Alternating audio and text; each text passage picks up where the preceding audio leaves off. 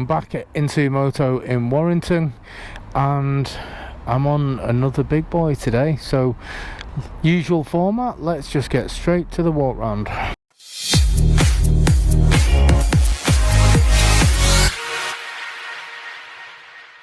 Look at the size on it. Little fellows like me can get hidden behind one of these. Right, it's another Benelli. So it's weird how it goes. I've gone from doing regular Royal Enfields to regular Benellis now, and I'm not complaining because I'm a massive brand fan. As far as the Benellis go, I really like how they're styled. Now, this is an adventure bike. If you're not aware of what it is from looking at it, this is Benelli TRK 502X. Now, if you've never heard of one of these, I've got to ask where you've been, because these are the best-selling adventure bike in the whole of Europe. The Europeans absolutely love these, and off my little ride so far, I can see why. They are nice bikes to ride. They are adventure bikes which are the in bike at the minute, aren't they? You see them everywhere you go. You can't go anywhere without seeing a GS, an Africa Twin, a V-Strom, 1290 Adventure. You know, all the big brands are making them, and Benelli have made one which is considerably cheaper than all of those. So if you haven't got £20,000 to go and spend on a bike, or even £10,000, you could go and get yourself one of these, and people have done in their droves. So let's have a look round it. Usual format, we'll go around the bike. I'll try and drop in an odd fact and figure if I've got anything that comes to mind. If I forget though, which I probably will, and you think I've not told you a particular fact or stat about it, stay till the end, because I'll always pop on a couple of stats at the end to fill in the missing gaps, and there's usually quite a few with me. Sorry. Yeah, let's have a look round. The close-up. I don't know whether I'd say the sexy close-up with this one, because I don't think... I mean, you tell me, but have you ever seen an adventure bike that makes you go, ooh, how good is that? I don't think adventure bikes are kind of for that. They're kind of what I would describe as a bike that's built to go anywhere. Dirt tracks, green lanes, road. And this is just copying the trend, isn't it, really? The TRK 502, it's just very similar looking. I'm sure you could look at this bike and you will see certain aspects of it that might remind you of another adventure bike here and there. But I also, as well as that, think it's quite unique in other ways. One thing with Benelli, whilst it is trying to look like a generic adventure bike, they do have their own little styling touches, their own little styling flair that they bring to the party. Upside down forks at the front, the 320mm front discs with 4-piston calipers. And at the back, we've just got the single disc, which is a 260mm with a single piston caliper. And the brakes on this are good, but before I leave the car park, I will do some sort of brake test. Or I'll do as best I can with all of these wet leaves knocking about. It has got ABS. All of the lights on this are LEDs. It's got loads of stuff, to be fair, for long distance traveling, just like the USB charging that we've got. It's got a liquid cooled engine and it delivers just under 48 brake horsepower. It has got the handguards on. Now I've had adventure bikes in the past and the handguards were always additional cost, but I think these come as standard, which is a nice touch, because anything that comes with is something less for you to buy yourself, isn't it? It does have adjustable levers. Oh, there's our USB slot there. So that's going to be handy if you are going to mount a sat-nav, or you're looking at something like a quad lock to charge your phone, get your phone stuck there, that'll work as your sat nav, or even up there. I always found just above the speedo, perfect place for your sat nav or for your phone charging. The tank does look massive. I don't think it does it justice on camera. See, looks quite spongy, but it is quite hard, quite firm when you sat on there. So today I can't really tell you what it's like for riding for hours because I don't know, but these have sold that well. I should imagine they're perfectly fine, otherwise people wouldn't buy them like they are. Buttons. So we're back to just the standard buttons that you get on a lot of bikes. So we've just got horn indicator, we've got your high, low beam and your pass, and then on this side, engine start, your hazard lights and your engine cut off. As far as the screen goes, it is an old style LCD screen, so no fancy TFTs on this one, but I shall turn it on and let you have a look. Rev meter there, we've got your speedo, we've got clock, we've got engine temperature, we've got miles, fuel gauge, we've got gear indicators, and we've got your warning lights that are scattered about there. So it's got everything you need. The wind protection on this, talk about it more when we're riding, but it is not adjustable, but I've not got a problem with it. It's at a perfect height for me.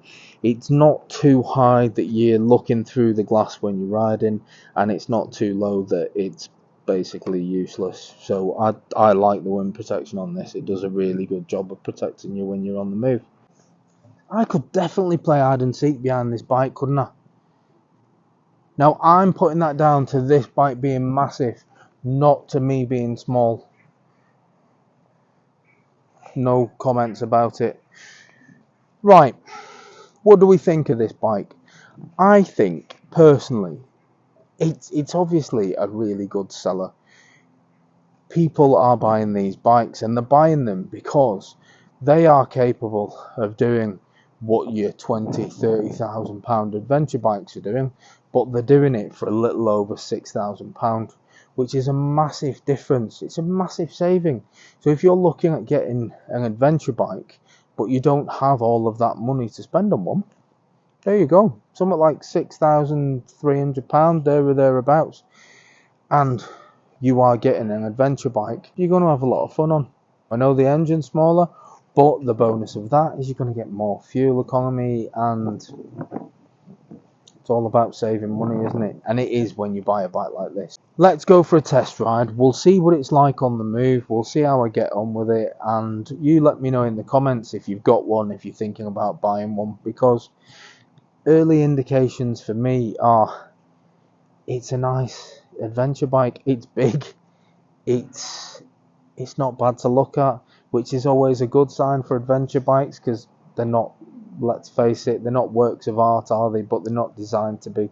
They're designed to be a bike that'll do everything, and we'll see if this can.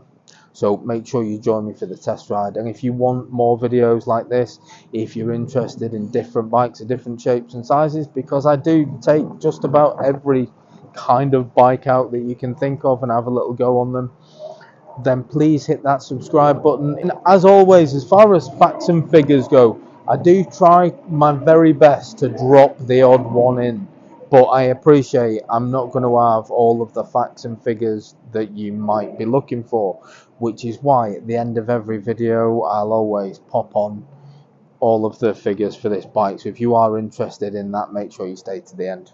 Do you know what? That's about it. I think I've done enough talking about it. I need to jump on and go for a ride. So yep, make sure you stay for the test ride, because having a look round the bike's one thing, but you want to see how it rides, don't you? Let's go and see what this is like. Okay, let's go play. This bike feels massive. Oh, good excuse. Cobbled ground. Let's try it standing up. Ooh. Now certain bikes I can't get on with when I'm stood up, but this is really, really good for me. It's, yeah, that's nice. Do you know what's so good about that for me? Is it's where the tank is.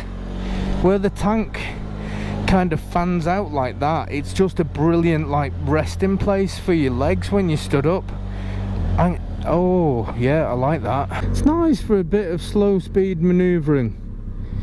I always find if you've got a big tall bike, especially if it's a bit on the heavy side, it's good to take it for some slow speed riding just to see how easy it is to actually maneuver. And yeah, it maneuvers really well. It's got a nice wide seat, so it is quite comfortable. That being said, it does feel a bit hard. So I don't know, I've only got it for a short time today. I'm not doing any sort of great miles or anything on it, so I'm not really having an opportunity to see whether or not I'd have a sore backside. I like the wide bars on it. I mean, this for me is what basically I've had for the last year or so with my V-Strom. Very similar in height, very similar. I think the V-Strom was about 820 millimeters or something like that, so this is going to be around that, judging on, you know, where I am when I sit on it. But it feels comfortable, and this does come with a lot of stuff that the V-Strom didn't. Like, I had to pay extra for the knuckle guards, whereas this is on this bike. And this bike is considerably cheaper than the V-Strom as well.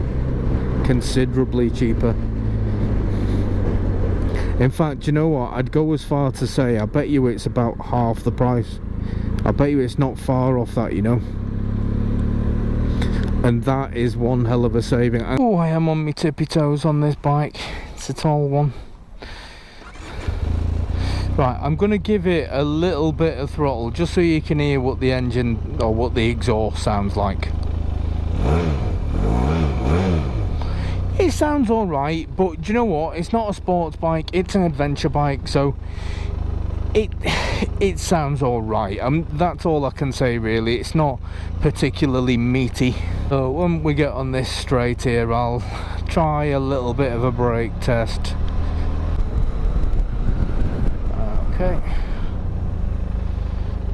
Okay, so I've not brought myself to a total stop there, but I'm just conscious of these wet leaves and very, very new tyres that we've got on, so I'm just being very careful.